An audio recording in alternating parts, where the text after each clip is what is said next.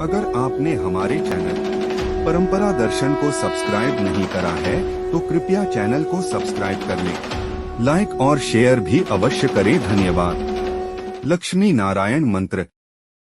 ओम लक्ष्मी नारायण नमो नमः। यह भौतिकवादी धन, समृद्धि और सफलता का आह्वान करता है। यह वित्तीय सुरक्षा, समृद्धि भी प्रदान करता है और करियर और वित्त के मार्ग में आने वाली सभी बाधाओं को दूर करता है। लक्ष्मी नारायण भगवान विष्णु का नारायण के रूप में और देवी लक्ष्मी का स्वयं लक्ष्मी के रूप में स्वरूप है। देवी लक्ष्मी भगवान विष्णु की पत्नी हैं।